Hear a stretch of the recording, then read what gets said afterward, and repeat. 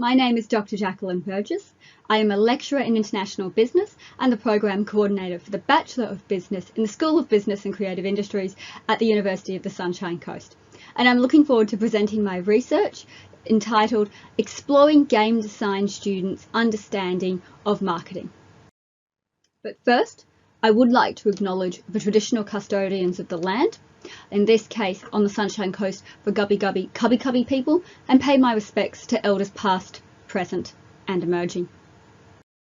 We would all be aware that graduate employability is a critical issue globally, and Australia is no exception. There's an increasing focus on the job outcomes of university graduates, and to try and compel universities to enhance the employability of their graduates, the federal government has tried a range of measures, including tying university funding and program fees to the employability of students. However, we should note that employability is not about equipping a student for a specific job. Employability is all about ensuring that students are able to manage their careers and find gainful employment and then navigate their careers. So this might involve starting a business, being self-employed, working in a small business, or working in a large business. If we consider the creative industries as a whole, well, that is a sector that has been characterised by insecure and precarious employment. If we zoom in further to the game design industry, well, by last count, there were about 5,000 students studying game design in Australia, and about 1,000 jobs in the industry as a whole. Therefore, if students wanted to work in an established studio, there's a lot of competition for jobs. No matter which way the student goes, if they wish to start an indie studio, work by themselves, or do manage to get a job in an established studio, the competition doesn't end. Then there's competition for consumers. The video game industry has relatively low barriers to entry compared to other industries, and there's thousands of games released worldwide every year. There's currently about 50,000 games available just on Steam alone. This means that no matter which way the student finds work, they have to be able to break through, differentiate themselves, make sure their games stand out, and provide value and entertainment to consumers. As such, it would appear that marketing is a pretty important business skill for game design students and future game developers to possess, given the competition that characterises the industry. However, there hasn't really been any research into the marketing knowledge and marketing activities in the video game industry, certainly not in Australia.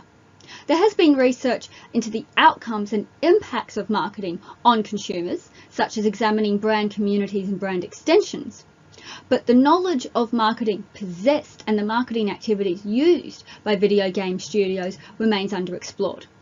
So to address this research gap, I conducted semi-structured interviews with second and third year game design students to understand what marketing knowledge they would likely possess at their graduation. The interviews were all conducted with second and third year students enrolled in game design courses at a regional Queensland university. The interviews were conducted by someone who had not taught any of the students in their courses and were analysed using thematic analysis. The interviews were all transcribed by AI-powered software and then manually checked by a human being for correctness. The analysis of the interview transcripts was an iterative and continuous process, meaning that it started with one interview transcript, moved on to the next when no more themes could be identified. However, as coding developed and more themes were identified from later transcripts, the analysis moved back to earlier transcripts to ensure that none of the newer themes had been missed and the data richness was captured. Each of the interview participants was asked to describe marketing in their own words. And it's worth pausing here and having a look at the American Marketing Association's widely cited and very much accepted definition of marketing. And that focuses very much on capturing, creating and exchanging value. Marketing is all about value, creating value for both sides. However, the participants really did not focus on value in their definitions at all. They all provided a very much selling-based definition of marketing, focusing on advertising, persuading, selling. which would really only scratch the very tip of the iceberg when it comes to what marketing is, and would demonstrate not a great amount of marketing knowledge and skill. Interestingly, the research participants were quite cognizant of that. They noted that they weren't really sure what marketing was, and they weren't confident in their answer. And yet, all of the research participants thought it would be beneficial to have more marketing knowledge in their degrees, and all but one participant actively wanted to enhance and improve their marketing skills and knowledge. So where to next? What to do with this research and information? So game design students wanted more marketing knowledge in their studies, and they thought it was important to be successful in the games industry. So you could have team teaching by marketing and game design academics in courses for game design students. You could encourage marketing electives for game design students.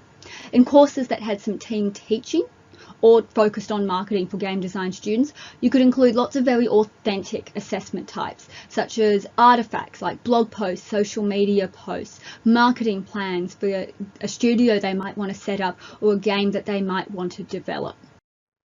You could also invite video game designers to give guest lectures or take part in panel discussions exploring how they use marketing activities to promote their games and remain successful.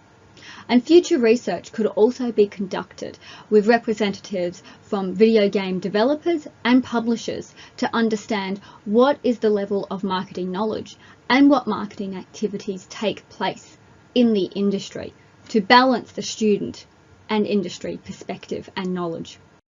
These are the citations that I used in my presentation. Thank you for listening, and I'm looking forward to taking any questions at the conference on the day. Thank you.